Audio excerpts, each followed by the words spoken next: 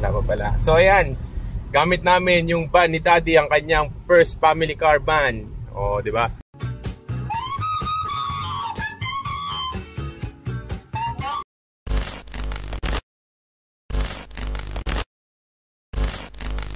So ito yung tinatawag na Delica. So ano ba meron kay Delica? Dito tayo sa dashboard muna, mabilisan lang to.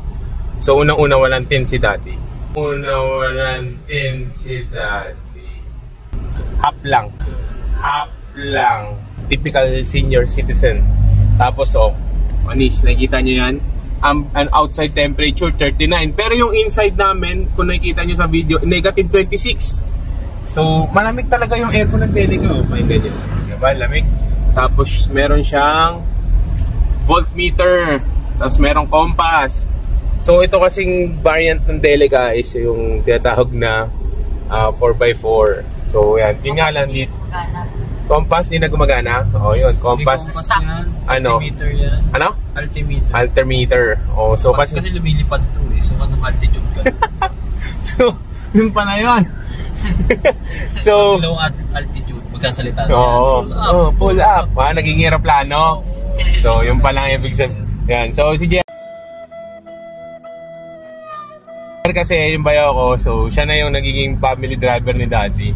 So, ngayon, meron kaming pupuntahan. So, yung dashboard ng Delica is napakatibay. Bakit? Kasi meron na siyang tinatawag nating yan, nilagyan na ni Daddy nito. Sabihin, nag-crack na.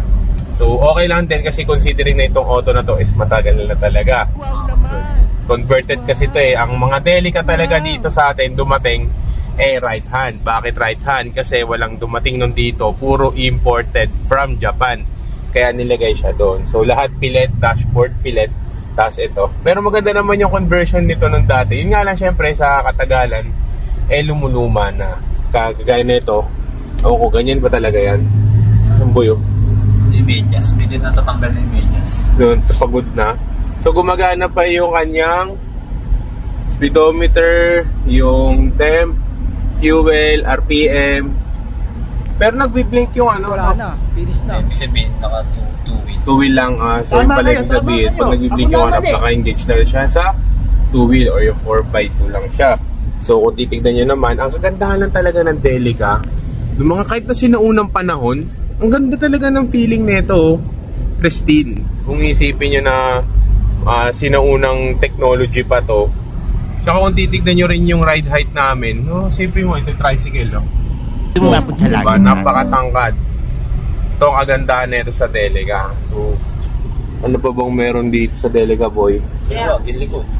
Yung likod natin, napakaluwag. Presidential to. Sabi ni Daddy na si swivel daw tong puan eh. Napupunta sa harap, napupunta sa harap yung sa likod yung passenger. Nagtatapatan. So, kung titignan nyo, aircon ni Daddy, ram check mo yung mga aircon ni Daddy, okay pa? Lahat gumagana, nakatutok sa akin lahat. Lahat nagana. So, ibig sabihin, okay na okay pa talaga kasi full maintain ni Daddy to eh. Pag sinasabi namin na dito sa sarili, pag sinabi namin ni Daddy, pag nagkakabiruan na, Daddy, mahina na yung aircon ng van. Sabi niya malakas daw, yung pala papagawa na ni Daddy. So, ang kagandahan sa Delica, lahat ng mga kanyang upuan is na hihiga. Parang, alam mo yun, pwede siya maging higaan. Tapos, ang door niya ay nasa kaliwa. What? May sarili siyang control para sa aircon dito sa likod. Saan? Dito, Sure. sa likod. Okay, ikaw muna dyan. Yun o! Yun o! May aircon tayo dito. Para sa kung gusto mo sa ulo mo. O dito, all the way. Or dito sa palang. Tapos dito, may air control kung gusto mo mabilisan o nakapan lang, parang LEC lang. Tapos kung gusto mo sobrang malamig, at para sa rear aircon. Yan o. Dalawang rear aircon, middle aircon dito, 4. Di pala, 6. 6 ang aircon. May light dyan. Pakita mo yung light. Hindi, walang light dito sa likod. Meron lang ganito po. Tapos, yung mga botones, gumagana pa. Kung gusto mo, naka-off yan para hindi sobrang malamig. Ganyan. Tapos kung gusto mo, hindi masyadong malamig, punta mo lang dito sa pan. Kung gusto mo, malamig, ganyan. Pero sa engine ito, mo paglaruan. Parang may problema ka. Pero ang sabi ko lang din dito sa Delica ni Daddy, kahit ganito na to katanda, ang lakas pa rin talaga ng acceleration nito talaga. Yun nga lang, syempre, considering yung age, sa gas consumption, hindi ko sure kung gaano katipid to o kung Sa 7 siguro. 7? Pwede na sa 7. 7 to 10. Kasi 3.0 to, di ba? 2.8. 2.8. Pero syempre matanda na yung auto, taas nagsi-7. Yung Fortuner ko nga, bago-bago 2014, 7 lang din. So ganun katipid tong Delica. So actually ang Delica is hot cake to kapag kayo ay nasa Baguio. Ayun nga lang, auto open pala to. Ang daming face mask ni Daddy dito, so naniniwala pa siya sa COVID. Ayan, so auto open. Pag lumagabog yung buong auto, ito, bagsak yan, matik yan. So, maagara pa to? Gana pa! Tapos, nag-upgrade si Daddy ng kanyang stereo. Radio. Ng radio niya, nag-upgrade siya. So, may timer pa din doon. Yung dashboard niya, no? So, ba't nang ganito? Buckle up kapag nag-ano na, paglilipad na to. Parang seroplano lang. Ayun, no? Hindi, dyan nag-pull up. Dito po pull up lilipad. So, kapit ka dito. So, may kapit din dito. Aircon dito. Tapos ito yung kanilang mga yung gamit nga nila na sa sidings nila. Ang ganda. Ganda nito. Mas maganda pa nga itong gantong feeling kaysa sa mga newer model ng auto Yan is sweet. Oo, no? Maganda yung suede ng kanyang panalo. Tapos sa auto ni Daddy, may atis. Ito, working pa ba ito? Ano ba ito mga ito? Ay, working. Uy, ayaw mo. Ayun. Yari ka dyan. So, okay pa. RFID ni Daddy pala, nandito. Yun lang, nahihilaw yung aircon ni Daddy. Tapos, sa gitna, yung nakagandahan sa Delica, na yung, alam mo yung dito, open na open. Pag gusto mong pumunta ng likod, kunyari, tinamad ka na sa kausap mo rito, pwede kang pumunta sa likod. Makakadaan ka dito Handbrake. So, ito lang meron sa Delica. Tapos, wala pala itong moonroof na boy. Wala siyang moonroof, pero ang luwang nito. Kasya kasi yung van na to dito, kasya maraming cooler dito pag nagpupunta kami. So, mamaya, papakita namin sa inyo pinaka-outside body ng Delica kasi baka mamaya hindi nyo alam kung ano meron sa Delica. So yun na 1997. Yung ugong ng makina, wala rin kalampag. Alaga pa sa kalampag to. Pero hindi kagaya ng iba na maingay. So, driving. Pero turning radius na ito, maliit na lang, no? Sagad na yan? Yan, turning radius kasi converted. Yun lang yung cons ng isa sa mga converted. Turning radius kasi syempre hindi na yon akma para dito.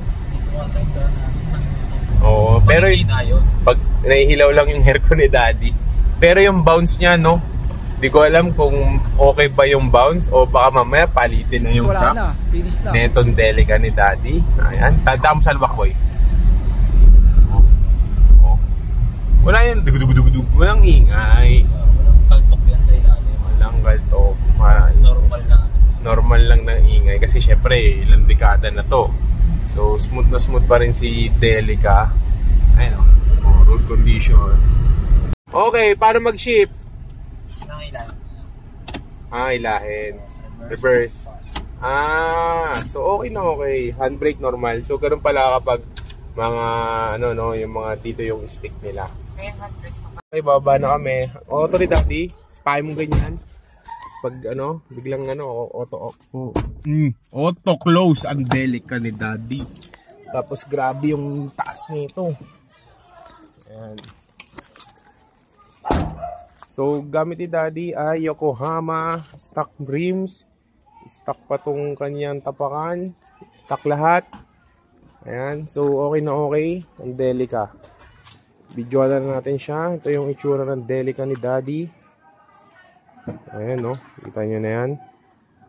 Sulit na sulit ang Delica. Yun nga lang talaga, kailangan na natin i-maintain to. Tapos kasi naninilaw na, pero naka-upgrade kami. Mini driving light, Bosch. Top mount pala, sorry. Naka-top mount siya. Lata all the way. Manlikatok. Kaya ayaw ibenta to ni Daddy. Tapos dito tayo sa rear. Folding, napaka-easy. Napakalaki ng cargo mo. Ayan, so ilang seater to? 1, 2, 3, 4, 5.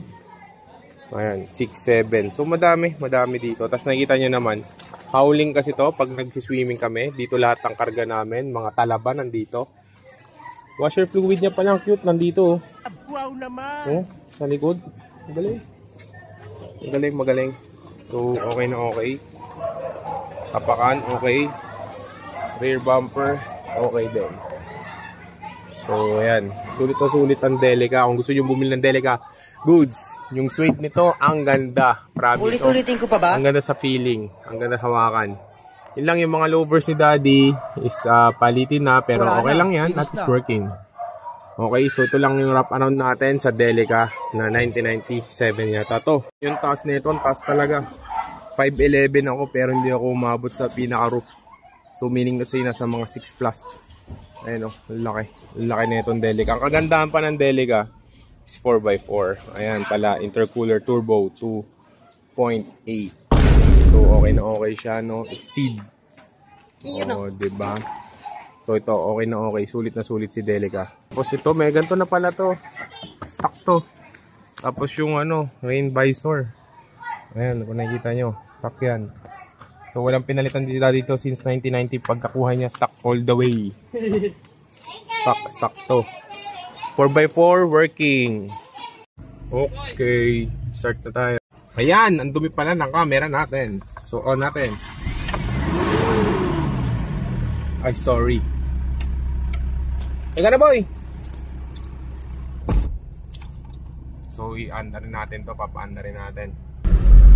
Okay na okay. So kung plano nyo bumili ng Delica, hanap kayo ng matinong pagbibilhan. Wala na, finish na.